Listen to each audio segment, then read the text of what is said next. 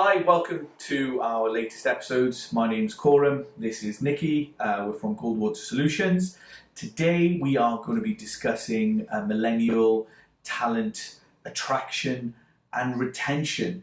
I think the best place to start is really, what is millennial talent? Yeah, so millennials, according to Pew Research, is an identity given to a group of individuals born between 1981 and 1996, who were grown up in the 21st century. So that's myself. Yeah, I am actually a millennial, even though I don't just look about. it. Yeah, thanks, Nick.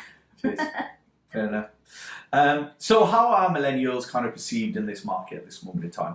Well, there's two dichotomous views on these guys. Big word, sorry. So you've got Simon Sinek's view, and it's quite cynical is probably the best way to put it. And the other view, I suppose, is positive. Yeah, a lot more positive, yeah. Okay, good. So the positives are millennials are seen as multitaskers, so they can juggle a number of responsibilities at the same time.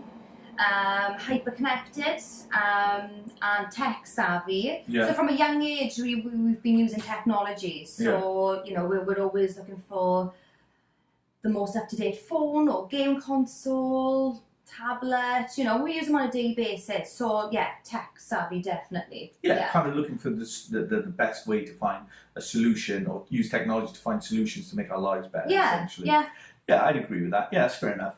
So let's deal with the elephant in the room. So many of you may or may not have seen Simon Sinek's viral video, which he basically just slates millennials.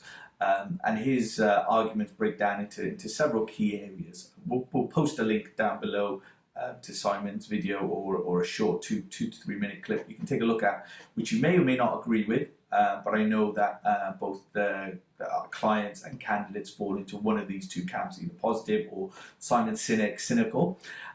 So what is he talking about? So he sees the millennials as lazy. Okay, and the reason he sees them as lazy is because he says they've grown up in a society where they've had instant gratification, okay, via, you know, Twitter, Facebook. Want to watch a movie? Binge, Netflix, online deliveries, online dating for those of you, you know what I mean, that are still in the millennials sort of area, or may not be, but know about Tinder. I've obviously never used Tinder, I'm a married man, but you know, downloading music and films and these sorts of things, you know, and he's basically trying to make them out that they live in this fantasy world where, you know, they go to university, or maybe not go to university, and they expect high paid roles with, you know, little to no effort, and move up the ladder really quick, you know, selfie obsessed, you know, phone addicts essentially. And you know, a lot of the things that he's talking about just don't add up, don't make sense. For starters, he says that these people are lazy, but they're all pretty much, you know, university educated people that we're talking about in this aspect. But at the same time, he says that millennials are dropping out or not going to university anymore. Well, that's not the case. There was a recent article, which I'll try and link down below again, on the BBC website, or was it the Deloitte one? I can't remember. I'll find it and I'll link it. Which basically says that 49% of young people are actually between the ages of 18 to 31 are either in higher education or have been to higher education. So I think what he's misguided and misunderstanding, or his misunderstanding, should I say, of the generation comes from, is that the workforce has changed. And because the workforce has changed, become a lot more educated, a lot more tech savvy, but a lot more switched on to their rights and how they want to work, especially within the IT sphere. The workplace has changed as well, you know, and they see companies like Google and what they're doing, and they are, you know, they want more of that, you know what I mean? And I think that the workplace and the workforce is now kind of trying to kind of merge into one. So I think that then brings us to our next point of what millennials, like, what are they looking for? So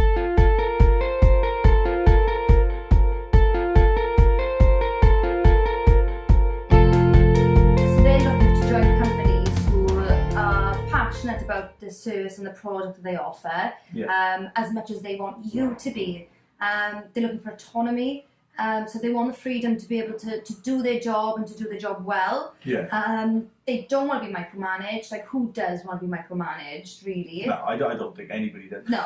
I've got friends and families and even clients, who are in the older generation, and nobody likes micromanagement. No. Nobody wants to be have somebody over their shoulder telling them what to do and where they've gone wrong. You know what I mean? I think those days are done. Yeah. They're looking for, they want responsibilities. They want to be given projects, and they want to have responsibilities where they can show what they're capable of, and then get recognition for that. And they're looking for work-life balance. They're not looking to be in work from 8 a.m. through till 6, 7 p.m. Yeah. Or if there's an opportunity to work from home, and I think that shows trust from both sides, really, then.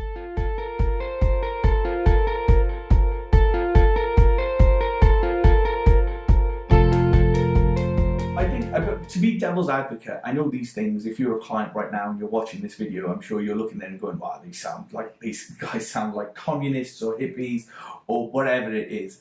Not saying that any of those are bad, by the way. I'm just saying that you're looking at these as like, oh, these are just airy-fairy things. No, this is a traditional model working place, and this is what works. And what we're saying is that these millennials are more focused on their targets, their deliverables, their SLAs than any generation before them. And they want to find their way to find new solutions, better ways of doing things. And a very famous quote, which I'll always try and tag and put out there is, and I hope I haven't got it wrong, but Bill Gates once said that if I ever have a really tough problem, I'll give it to the laziest person there, because you'll always find the quickest and most efficient way of doing or solving that problem. Now, what he's saying there essentially is that person's not lazy. That person is, they're quite smart. And what he's trying to highlight is that you need people that are focused more on delivery, more on the end goal than they are on the processes. Within reason, I think, within reason, obviously. And what they're saying is that, that if they're delivering, year in, year out and what have you, you allow them to have the work-life balance. And why is work-life balance so important? Well, from my perspective, and maybe Nick, you might disagree, but for work-life balance, I don't think anybody's on their deathbed and said, you know what, I wish I worked that last weekend, or that weekend in August in 2018. Yeah. I wish I spent a little bit less time with my son or my kid or whatever the situation is. I think people are more focused on, working hard, sometimes working harder, not dilly-dallying, but at the same time, they want that work-life balance. And I think if you offer that, you will have an employee that will be loyal, hardworking, and focused on whatever the company's objectives are. I don't know.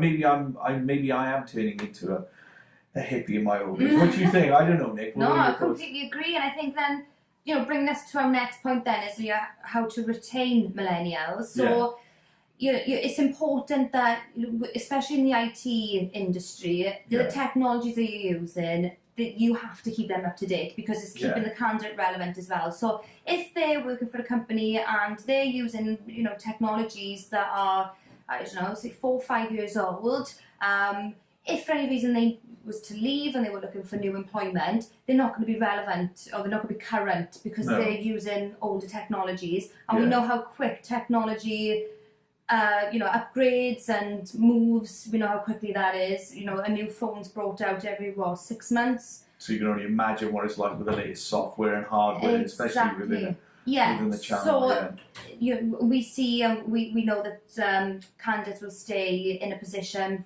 for no more than maybe 2 to 4 years, and they look to move on, and that is because they're keeping themselves current. They're looking for cutting edge technology, and they want to work in an exciting environment, and they want to work with the most up-to-date technology. So I think that's definitely one of the key things. Yeah.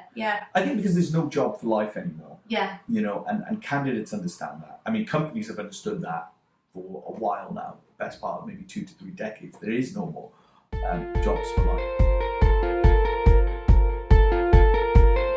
What they're worth, really, isn't it? So salary, and this kind of touches on to our last video that we did. Yeah. You know, where we was talking about a candidate-led market. You know, if you have come across a candidate who has what, you know, the skills and the experience, it's the candidate is looking for recognition by salary. So you know, the candidates know their worth. Yeah. They have a lot of us recruiters ringing them every day, even when they're not on the market. You know what I mean? I know that's a shock to some people, maybe not a shock to many, but they will have, you know, 2 or 3 recruiters calling them every day with opportunities for their specific skill set in their particular postcode. You know, and if you're not offering market rates, then someone else will. Yeah, unfortunately, that is the case. And I think that paying market rates, you know, is not about paying over the odds for somebody. It's simply paying them their worth, and that's the first thing you can do in recognising your employees or your future employees, especially those coming from a millennial, inverted commas, millennial background, right? That's pretty much it. Should we cut pipe out here? Yeah. Okay. Okay. Well, thank you very much for joining us today. We hope you found the video useful. Please like and share and subscribe. Like we said last time, if there's any topics that you'd like us to discuss, let us know. And yeah, that's pretty much it, really. Thank you very much, and we'll see you soon. Comment, like, share this video, please, guys, and hopefully see you in a few days' time. Yeah.